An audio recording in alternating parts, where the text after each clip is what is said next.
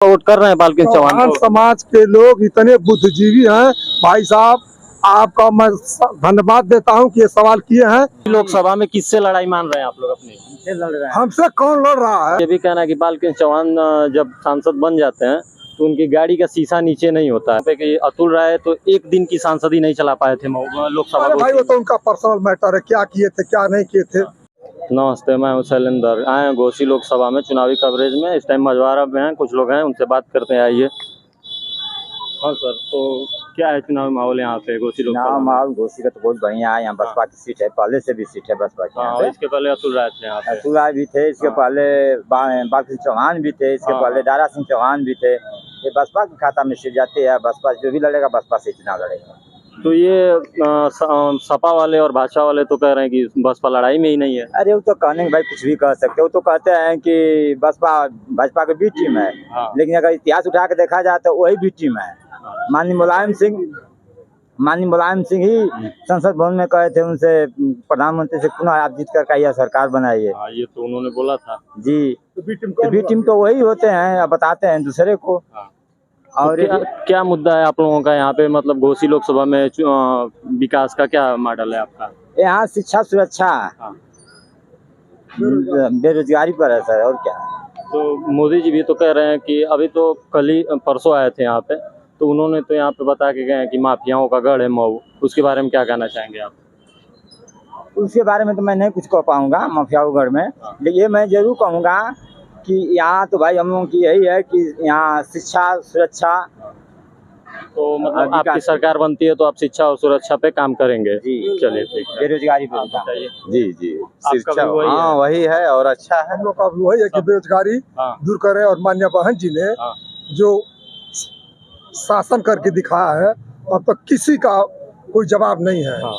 लेकिन कोई जो है कि बीजेपी के लोग और सपा के लोग बार बार कहते कि तो बी टीम है, बी टीम है। और जो स्वतः बी टीम का काम कर रही है वही लोग बहुजन समाज पार्टी को बदनाम करते हैं। तो ये बताइए कि अकेले मान लीजिए मायावती जी यहाँ पे बीएसपी लड़ रही है पूरे उत्तर प्रदेश में 80 सीटों पे, तो यहाँ पे अकेले सरकार तो बनेगी नहीं दिल्ली में? क्यों नहीं? तमाम सरकार अकेले अकेले लड़के बनाए हैं लोग। अब 80 सीट ले जाके आप वहाँ पे कैसे? पूरे बहुजन समाज पार्टी ऐसी पार्टी है कि पूरे भारतवर्ष में सबसे अधिक कैंडिडेट लड़ा रही है। सबसे अधिक लड़ा रही है, ठीक है, लेकिन हर जगह पे पूरी सीटों पे चुनाव नहीं लड़ रही है बसपा। आप लोग बुद्धिजीवी हैं, चालाक इस बात को जानते हैं। मैं भी बता रहा हूँ कि अगर भारतीय जनता पार्टी के लोग अगर मजबूत होते तो बहुजन समाज पार्टी जैसे अकेले चुनाव लड़ते। ये जाहिर होता है, साफ बात है कि मजबूत नहीं है, इसीलिए तो 72 पार्टियों का गठबंधन किए हैं। बहुजन समाज पार्टी जिंदाबाद जिंदाबाद, बहुजन समाज पार्टी जिंदाबाद जिंदाबाद। कुछ कहना चाहेंगे? हाँ, कहना चाहेंगे जो पीडीए का नारा जो अखिलेश भाई देते हैं, वो पीडीए का नारा, और कहते हैं कि ये संविधान बचाएंगे। किस मुद्दे पर वो संविधान बचाएंगे? हैं? जो दलित संविधान नहीं बचाएगा वो संविधान बचा पाएंगे? हैं? और जो बाबा साहब का जो के नाम पर बहन जी ने का नाम विद्यालय बनाया था, अम्बेडकर पार्क बनाया था, जिला बनाया था, उन्होंने सब हमारा सब बदल दिए। महापुरुषों का अपमान किए। वो कहाँ से? ये बताइए कि मोदी जी भी जैसे आए थे तो उन्होंने तो कहा कि इंडी गठबंधन अगर आता है सरकार में तो ये संविधान बदल देगा और संविधान बदल के आरक्षण पूरी तरह से बस मुसलमानों को दिया जाए। कितनी हद तक ये सही है? वो संविधान कोई नहीं बदल पाएगा। ये तो केवल जुमला देते हैं लोग। चुनाव लड़ने का तरीका। मुझसे बताइए, वास्तव में संविधान से जो छेड़छाड़ किए हैं वही लोग कह रहे हैं कि संविधान की हम रक्षा कर रहे हैं। रक्षक ही लोग तो भक्षक हैं और कह रहे हैं कि हम रक्षा करेंगे। और मान्य बहन जी चाहे किसी भी बिंदु पर उठा करके देख लीजिए, उन्होंने कहीं संविधान के दायरे में ही काम किया है। और कानून व्यवस्था इतना उन्होंने चुस्त दुरुस्त किया था कि अपने ही सांसद को एक मुहर्रम का जमीन हड़प रहा था तो उन्होंने अपने कार्यालय पर फोन करके बुलाया और बुला करके उन्होंने जेल में भेजा। और ऐसा अगर कोई सबूत किसी भी दल का है तो हम फिर राजनीति करना हम लोग छोड़ देंगे। तो ये बताइए, विपक्ष वाले ये भी तो आरोप लगा रहे हैं आप लोगों पे कि अतुल राय तो एक दिन की सांसद ही नहीं चला पाए थे लोकसभा। अरे भाई वो तो उनका पर्सनल मैटर है, क्या किए थे क्या नहीं किए थे। और न्यायपालिका ने उनको अपना कानूनी कार्रवाई किया तो उस पर हम लोग कुछ नहीं कर सकते। न्यायपालिका चूंकि सर्वोपरि है तो उसका निर्णय जो हम लोग को मान्य है। चलिए ठीक, थैंक यू। हाँ तो सर क्या नाम है आपका? कमलेश यादव, हाँ। बसपा कार्यकर्ता, ग्राम सिकरौर। तो आप बसपा के साथ जुड़े हुए हैं? हाँ, बसपा के साथ तो क्या मॉडल है बसपा का घोसी लोकसभा में? अरे भाई बहुत अच्छा है और बसपा सरकार बाल कृष्ण को जिता रहे हैं हम लोग। तो कुछ लोगों का तो ये भी कहना है कि बाल कृष्ण चौहान जब सांसद बन जाते हैं तो उनकी गाड़ी का शीशा नीचे नहीं होता है, ये तो झूठ उसके बारे में क्या कहेंगे आप? ये तो झूठ बात है। अभी हम पुल पर खड़ा थे और सांसद जी देखे हमको, रोक कर हमसे हाथ मिलाए और कहे कि थोड़ा देखिए आप लोग। ऐसी बात तो नहीं है। अच्छा, तो यहाँ पे आप लोग फैलाने वाले कभी भी अफवाह तो फैलाते रहेंगे, उनका तो मकसद है अफवाह फैलाना। और जो मजबूत है, जिसका कार्यकाल अच्छा रहा है, तो उसी में लोग बरगलाएंगे।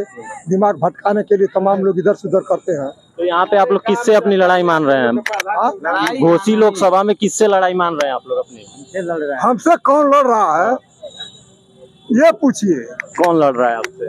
हमसे जो भी लड़ेगा, हम 1 नंबर पर है, मैं 2 नंबर पर कौन रहेगा और 3 नंबर पर कौन रहेगा। अब सपा और भाजपा में तो यहाँ ये होड़ लगी हुई है। तो ये बताइए कि चौहान समाज के लोग वोट कर रहे हैं बाल कृष्ण चौहान चौहान को? समाज के लोग इतने बुद्धिजीवी हैं भाई साहब, आपका मैं धन्यवाद देता हूं कि ये सवाल किए हैं कि 2 चौहान यहाँ चुनाव लड़े थे और उस समय एक चौहान को हम लोग बम फरोड़ से चुनाव जिता करके दिखाए हैं। और यहाँ तो ठीक है कि ये कई चौहान लड़े हैं और पूरे जितने प्रत्याशी में सबसे योग्य हैं। और पिछले दाई यही सपा के लोग बाहरी भगाओ नारा लगाए थे और उन्हीं का कैंडिडेट जो है बाहरी है। तो हम लोग को तो आज मौका खूब मिल गया, अच्छा से पानी पी कर उसी बतिया को रिपीट कर रहे हैं कि हम भी बाहरी को भगाएंगे और भगा करके जब तक उनको जमानत नहीं जब्त करा लेंगे तब तक सांस नहीं लेंगे। तो ये कह रहे हैं कि भाजपा में है दारा सिंह चौहान, तो क्या उनके साथ चौहान समाज नहीं जाएगा? भाई दारा चौहान है तो वो नहीं ना लड़ रहे हैं। जब वो लड़े तो उनको वोट दिए और चौहान समाज ही कह रहे हैं खुदे कि भाई हम लोग एक को राज्यसभा भेज दिए और एक को रामविलास भाई को विधायक बना दिए और इनको हम लोग सांसद बना देंगे। उनके लिए तो बहुत खुशी की बात है।